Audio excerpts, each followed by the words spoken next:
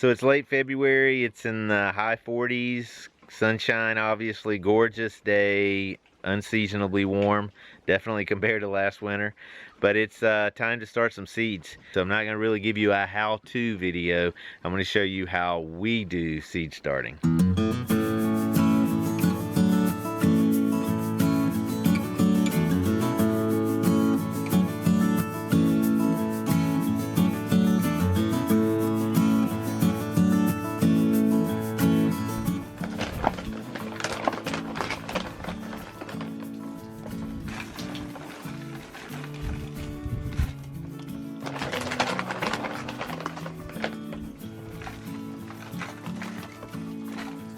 Just getting the little starter trays filled up with soil. So I basically just dump a bunch of soil on there and then run my hand over to get it down in there. You want to be sure and pack it down good, so because when you water it, you want the soil to be firm, but when you water it, it's going to shrink up and kind of settle a little bit. This is year-old potting soil. It's something we bought locally here at the local hardware store, but it's black gold, all-purpose potting mix. It's not necessarily made specifically for starting seeds, but it worked really well last year, and so we're sticking with it.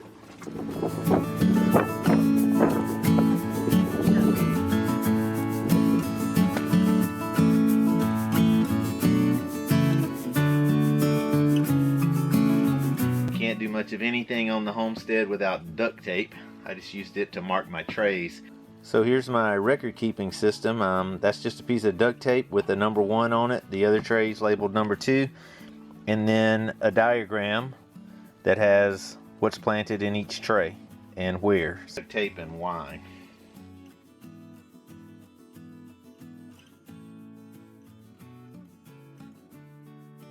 So I kind of got everything laid out. I've got each individual seed packet that's going to be planted in each row of cells, and just tomatoes and peppers. And on the plate, these seeds are just seeds from bell pepper from the grocery store. So I experimented last year and they grew extremely well. This year I'm going to plant or try to grow 12 of those plants and just see how they do. It's kind of fun to experiment and fun to, see what happens. You see I got the light on. That's just because it's dark in here. I'm not using the lights for growing purposes at this point. You can see better. We got the light and the stand from Amazon, and we also got these heat mats. Temperature sensor goes underneath where you're growing. The mat keeps it at whatever temperature you set it at. We'll put a link in the description for what we're using, because it worked really well last year and it's not very expensive. But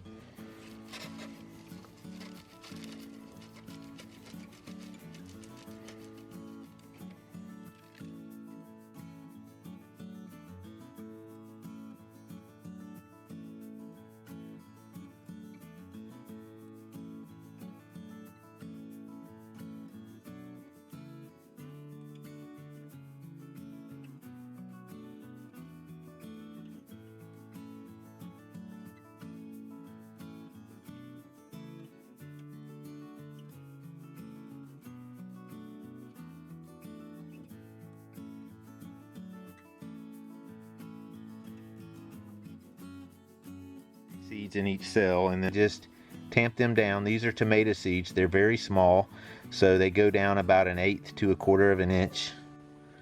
And then all I do is take my finger and cover them up with soil a little bit and tamp it down. Different seeds get planted at different depths. Rule of thumb is you plant the seed about as deep as the seed is big.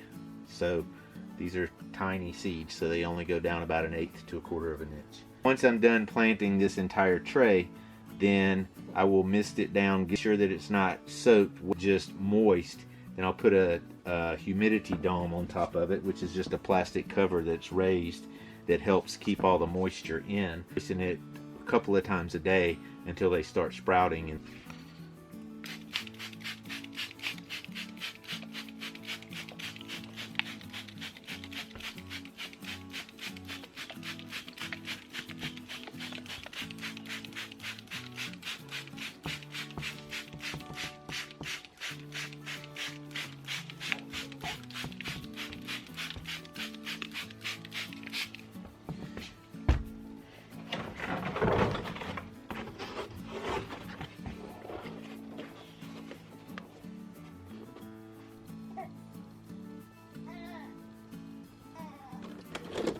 So we've had these seeds on the heat mat for about 3.5 days, and we're getting sprouts from each of the different types of tomatoes that I planted. So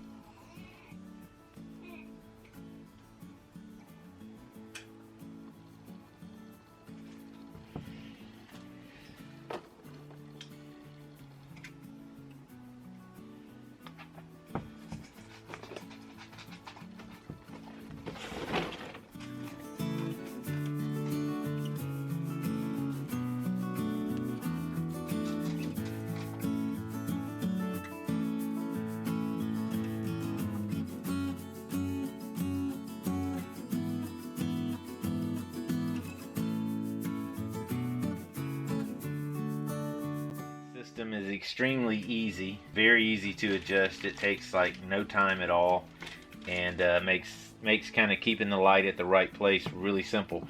Once I get this dome off, you want to keep the light as close as possible without touching them. So that makes it really easy to slowly raise it a little bit at a time.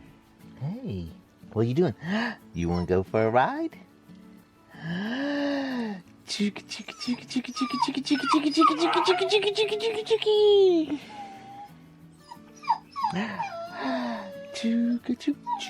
chooka chooka chooka chooka chooka chooka. Boop boop boop boop boop boop boop boop. The heat mats, the controllers, and then the light use very little power at all, so very little draw on the batteries that we charge from our solar panels. We're going to do a future video on how I set up the solar panels and kind of how that all works and how that all fits together, so that'll be coming up at some point.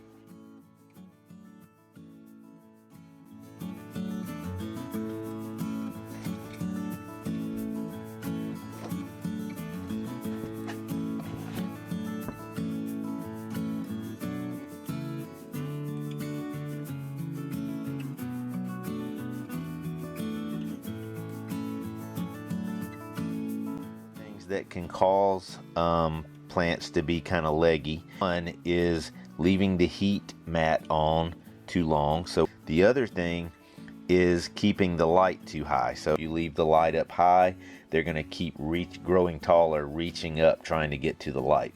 So the cool thing about tomato plants is if they get some more leaves on them and develop a little further, I will repot them all the way down to this set of leaves here. That entire section will be put into soil when I repot them, and they will start to develop roots all along this shaft here. And so you see how tall some of them are. Some of them are relatively small, but that will give them an extremely strong root system. Because you can't expect all of the seeds to germinate, I planted multiple seeds in each cell. You don't want to let 3 or 4 tomato plants grow in a small area next to each other, so it's time to thin them out, picking what look like the strongest plants at this stage, and we're going to thin them out by cutting. You don't want to pull them up because you may disturb the root system of the plant that you're going to leave in that cell that is going to eventually be the one that goes into the garden.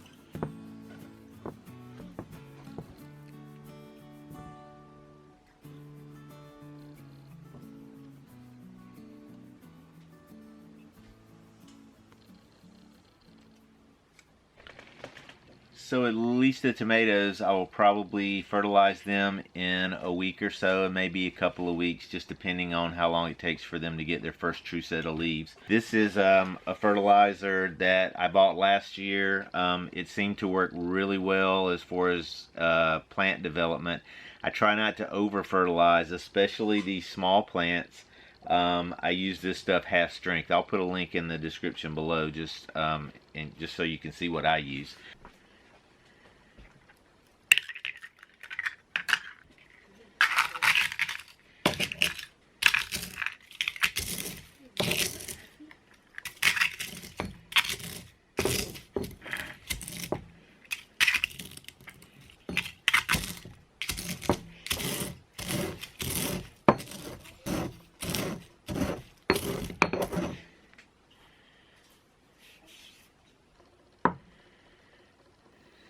And that's pretty much it.